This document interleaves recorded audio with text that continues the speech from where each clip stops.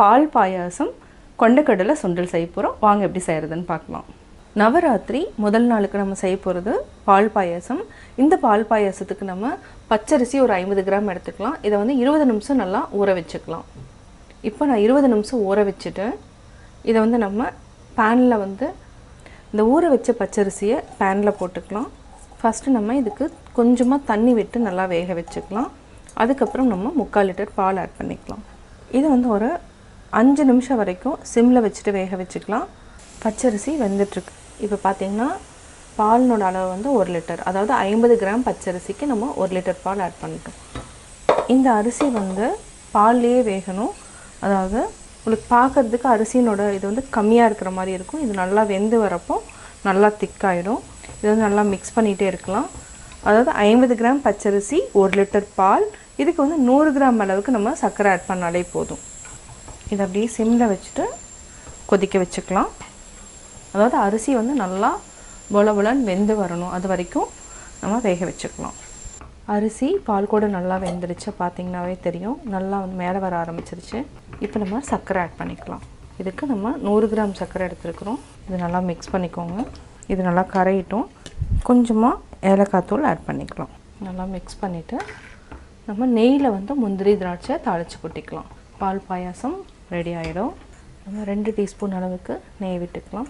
நெய் நல்லா உருகுனதுக்கப்புறம் நம்ம ஒரு 15 முந்திரியை உடச்சி வச்சுருக்கிறேன். இதுக்கு ஒரு 20 திராட்சை எடுத்துக்கலாம். நெய் உருகிடுச்சு. இப்போ நம்ம திராட்சையை ஆட் பண்ணிக்கலாம். இப்போ கேஸ் ஆஃப் பண்ணிக்கலாம். இந்த சூட்லேயே வந்து திராட்சை வந்து நல்லா உப்பி வந்துடும். அரிசி நல்லா வந்துடுச்சு. பால் சர்க்கரை நம்ம போட்டோம், அதே மாதிரி ஏலக்காயும் போட்டோம். அடுத்து வந்து 2 டீஸ்பூன் நெய்யில் நம்ம முந்திரி திராட்சையை ஆட் பண்ணிக்கலாம். நல்லா மிக்ஸ் பண்ணிக்கோங்க. பால் பாயாசம் ரெடி. வேறு பாத்திரத்தில் மாற்றிக்கலாம். பால் பாயாசம் ரெடி. நம்ம 250 கிராம்ஸ் அளவுக்கு வெள்ளை சுண்டல் ஊற வச்சுருக்கிறோம். இதை நம்ம ஆட் பண்ணி 5 விசில் விட்டு எடுத்துக்கலாம். தேவையான அளவு தண்ணி விட்டுக்கலாம். இப்போ கேஸ் ஆன் பண்ணிவிட்டு உப்பு போட்டுக்கலாம். 5 விசில் விட்டு எடுத்துகிட்டு நம்ம தாளிச்சுக்கலாம். சுண்டல் நல்லா வெந்துடுச்சு. இதை வந்து நம்ம வடிச்சுக்கலாம். அப்படியே தண்ணியை வந்து வடிச்சுக்கலாம்.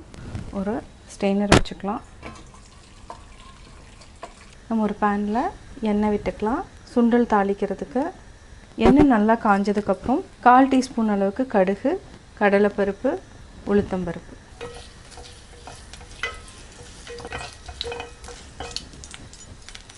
இப்போ நம்ம கருவேப்பிலை, வரமிளகாய், பச்சை மிளகாய், இஞ்சி எல்லாத்தையும் ஆட் பண்ணிக்கலாம். இது கூட கொஞ்சமாக பெருங்காயம் போட்டுக்கலாம். வேக வச்சுருக்கிற சுண்டல் ஆட் பண்ணிக்கலாம். தேங்காயும் ஆட் பண்ணிவிட்டு நல்லா மிக்ஸ் பண்ணிக்கலாம். மிக்ஸ் பண்ணி சிம்மில் வச்சுட்டு 1 நிமிஷம் வரைக்கும் இருந்தாலே போதும். அதாவது நெய்வேத்தியம் பண்ணுறதுனா நம்ம வந்து வெங்காயம், பூண்டு இது ரெண்டையுமே தவிர்த்துக்கணும். இதுக்கு வந்து எந்த மசாலா எதுவுமே ஆட் பண்ண வேண்டியதில்லை.